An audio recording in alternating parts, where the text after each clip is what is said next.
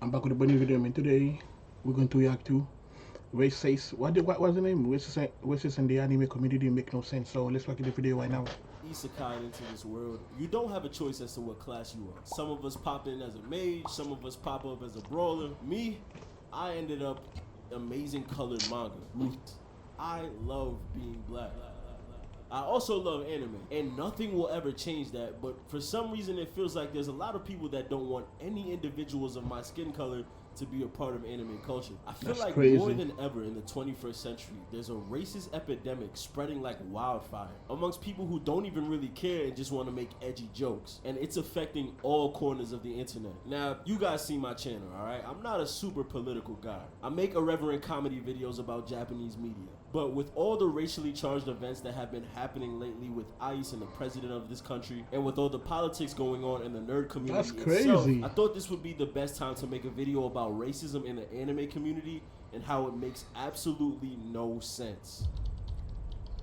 There's one moment that I remember vividly to this day. I was sitting on the couch in my living room watching Naruto Shippuden, and my dad walks by and makes a comment. Why do you watch all of these whitewashed cartoons? I've never seen you watch anything with black people in it. And to that I respond, these characters aren't white, they're Japanese. At this point when I said this, Naruto himself was on the screen, which gave this guy the perfect ammo. He says to me, there's no way you're gonna tell me a character with blonde hair and blue eyes is Japanese. And at that point, I was stuck. Little 14-year-old me didn't know how to respond to that. Comments like that made me think of how black people were depicted in Japanese media in the 90s, where rather than just being a regular character with got black fire, skin, though. they were more like caricatures of what the mangaka thought black people looked like. The most famous examples are characters like Staff Master Black, Mr. Popo, and Choco Love McDonald. What the fuck is that name? They all kind of had the same features: black skin and comically large lips. Now, it's no secret that black people in the real world have larger features, but I think it's more so the big ass lips that piss people off. It was way too reminiscent of the classic blackface. Now, do I believe these mangaka are inherently racist?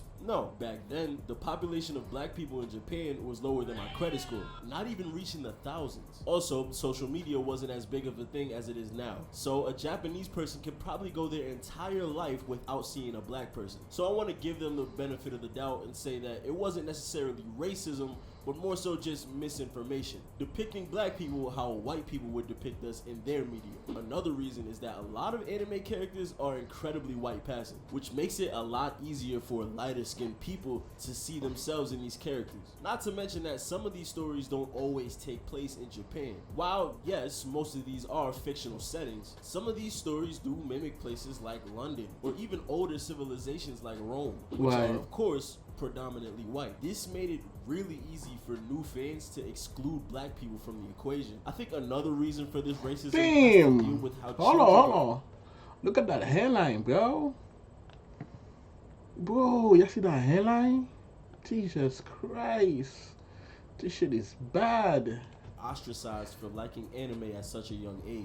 From my experience, I wasn't able to find too many other Shit. black children that were interested in anime the way I was. And most of the color kids that saw I was interested in that stuff would say things like, oh, you like that weird white people stuff, which caused a schism between many black children and their culture. But Nah. nowadays, it's a lot different. They be telling me, you're watching cartoon. I'm like, yo, bro, that's not cartoon. That's anime. What are you talking about, bro? Crazy.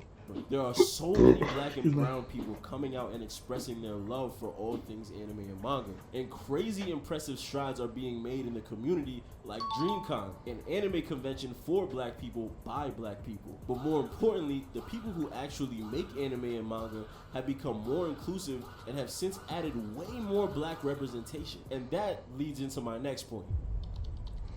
Messages about equality and accepting people no matter the size, shape, or color are plastered throughout the most popular anime and manga. There are so many examples of this, but I want to focus on one of the most popular series of the modern day, One Piece. In One Piece, I there are love One clear Piece. themes about accepting people for who they are, and instead of judging them by race, you should judge them by their actions. This is especially apparent with characters like Arlong and the entire Fishman population, with Fishmen being discriminated against for being different from the human race. They are seen as inferior and even used as slaves. Of course, there are martyrs that try to advocate for fishmen and mend the relationship with humans like Queen Otohime or Fisher Tiger, but they're ultimately killed for their progressive behavior. And as this hate persists, it indoctrinates the youth like Arlong and Hody Jones to become products of the racism that plagued their country, retaliating against humans in any way they can. The most important part of this is that the way Eiichiro writes this is to clearly show that racism, bigotry, and hating people because of something they cannot control is wrong and evil. This is shown by Luffy, the main character, not only defeating racism on the fishman side, but the human side as well. And remember, One Piece is one of the most popular stories in the history of stories. And yet there are people that will partake in this racist behavior and still be fans of One Piece. If Luffy existed in real life, y'all would get the Charlos treatment. Not to mention that these themes are also plastered in almost every other anime story, like Attack on Titan, Naruto, Jujutsu Kaisen Modulo, Full Metal Alchemist, Beastars, Code Geass, Cabaneri of the Iron Fortress, That Time I Got Reincarnated as a Slime, Maggie, Black Clover, Mobile Suit Gundam. Jesus Christ. Do I have to say more? But somehow, racism still runs rampant in the community. I feel like it's the white people, bro. Not be racist like that. It doesn't make any sense. One of the most recent victims of this vitriolic behavior is Ashley Gail Paxton. Ashley was a 19-year-old black UCLA student that found joy in cosplaying her favorite anime and video game characters. She amassed a pretty big following under the handle Squid Kid 1111 for her pretty accurate cosplays. However, she would receive a bunch of racist, bigoted, and overall nasty comments because of the color of her skin. Comments like "Migga," "Blacku," and "Shark nigga." I know most people wouldn't show the comments, but I think it's important to see. That's crazy, it stresses bro. my point that these people are being edgy and racist because they want to be funny without any regard for the person behind these comment sections. She would end up taking her own life. It's truly a tragic story for someone so young. But I don't only want to focus on the negatives. She passed away though. I went on X.com. I heard she killed herself because of this hate comment things going on.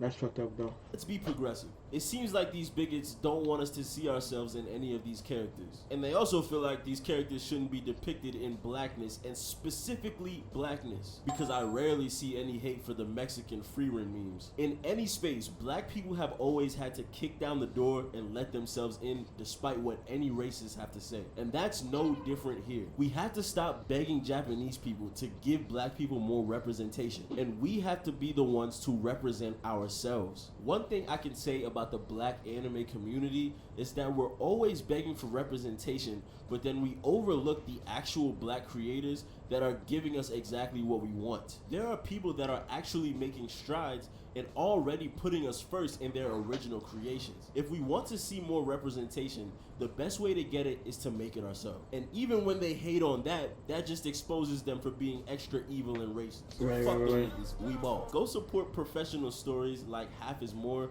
by Yoko Fujimi, who is actually a mixed race black and Japanese mangaka. Go support stories like Clock Striker and Apple Black, both written by black authors, Frederick L. Jones and White Manga. Very ironic name choice, but I promise he's black. There's even smaller creators that create amazing colored manga. Ruthless Render by D.D. Mark, Golden Mist by Red F Manga, and even me with Crystal Wars, link in the description. At the end of the day, we have to be the change that we want to see. Because no matter how much it doesn't make sense for people to be racist in this community, that's always going to persist against black people. With everything that's going on, us black nerds have to band together. That's why we have to support things like RDC and DreamCon. We have to support the indie mangaka that are representing us in their works. And we also have to support the actual professional Japanese mangaka like Kei Urana that puts tons of black characters in their work. As long as we continue to band together, the minority will become the majority. Fuck, bro. I expect that. I'm out.